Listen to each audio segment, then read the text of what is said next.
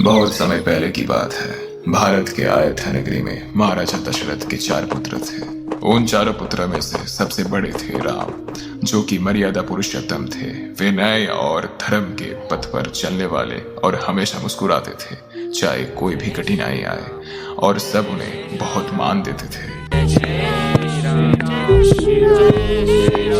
लेकिन एक दिन कुछ ऐसा हुआ जो किसी ने सोचा भी नहीं था।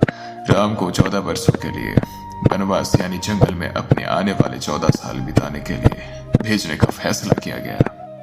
मेरे ज्येष्ठ पुत्र राम, अत्यंत ही खेद के साथ मुझे यह निर्णय लेना पड़ा है कि तुम्हें 14 वर्षों के लिए वनवास जाना पड़ेगा। लेकिन मैं नहीं चाहता कि तुम वनवास जाओ। पिताश्री, यदि यही आपका आदेश है तो मुझे इसे स्वीकार करने में खुशी होगी, और मैं वचन देता हूँ मैं आपकी बात का मान रखूंगा। मैं भी आपके साथ चलूंगा भैया। आप जहाँ, आपका भाई लक्ष्मण वहाँ। मैं भी आपके साथ चलूंगी स्वामी, यही मेरा कर्तव्य है।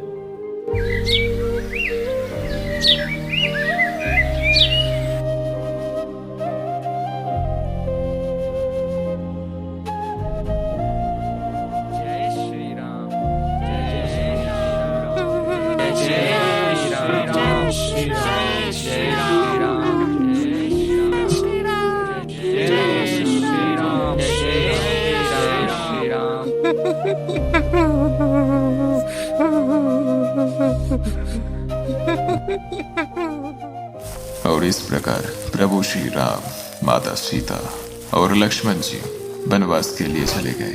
उन्होंने जंगल में अपने दिन सुख दुख के साथ गुजारे।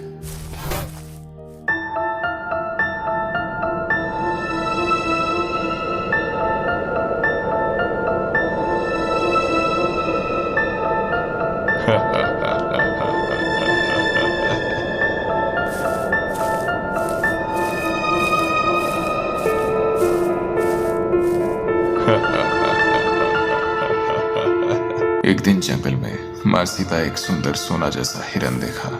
उन्होंने श्री राम से उस हिरन को पकड़कर लाने को कहा। स्वामी, वो देखिए कितना सुंदर हिरन है, वो मुझे चाहिए।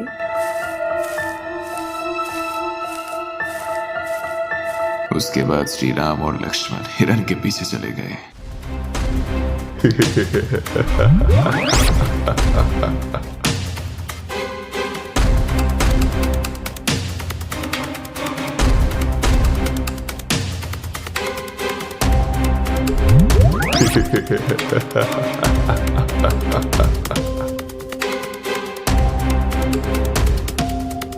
और उसी दौरान रावण ने एक चाल से माँ सीता का अपहरण करके अपने साथ लंका ले जाकर बंदी बना लिया।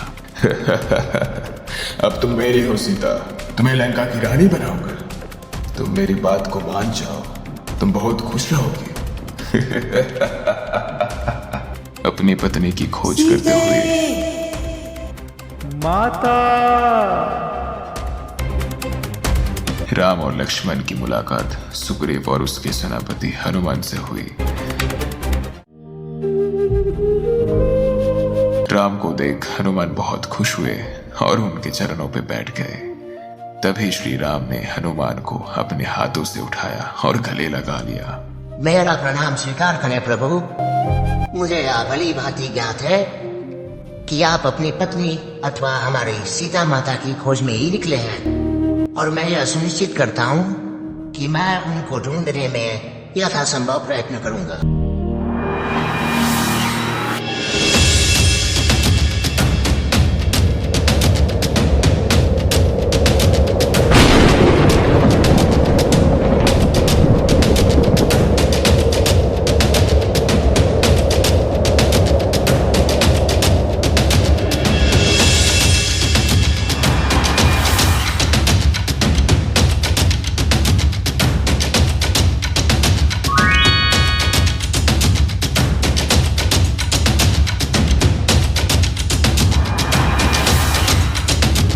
हनुमान के द्वारा सीता जी की स्थिति जानने के बाद राम ने लंका पर चढ़ाई करने का मन बनाया और रावण को हराने का प्रण लिया। समुंदर पर सेतु बांधा गया और सेना लंका की ओर बढ़ी।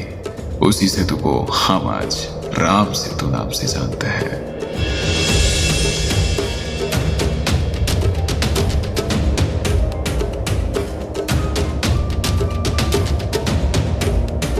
हम लंका जरूर पहुंचेंगे और रावण को हराकर मेरी सीता को वापस लाएंगे और उस रावण को उसके किए का सबक देंगे।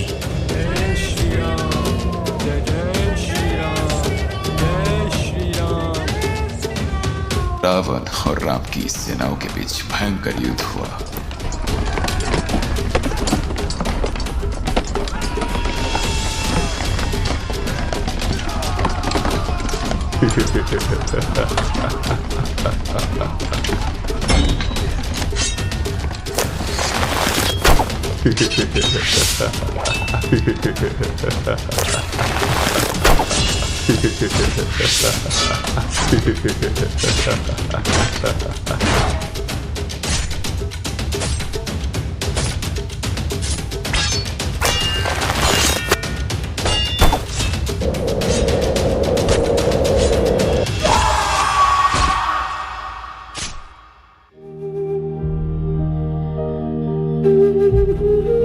अंत में राम ने अपने शौर्य और धर्म के बल पर रावण को हरा दिया। राम, तुमने मुझे हरा दिया। मैं समझ गया, जो भी बुरे काम करता है उसका अंत ऐसा ही होता है। रावण की हार हुई और सीता जी को मुक्ति मिली। श्री राम ने सबको दिखाया कि सच्चाई और धर्म हमेशा विजयी होते हैं। 14 वर्षों के वनवास के बाद राम जी अयोध्या वापस आए। अयोध्या के लोगों ने उनका स्वागत घी के दीपक जलाकर किया और आज भी हम दिवाली इसलिए मनाते हैं क्योंकि ये दिन हमें श्री राम की वापस आने की खुशी और अच्छाई की बुराई पर जीत की याद दिलाता है। दिवाली सिर्फ रोशनियों का त्योहार नहीं है, ये हमें ये याद दिलाता है कि हमेशा सच्चाई, धैर्य और अच्छाई का रास्ता चुनना चाहिए।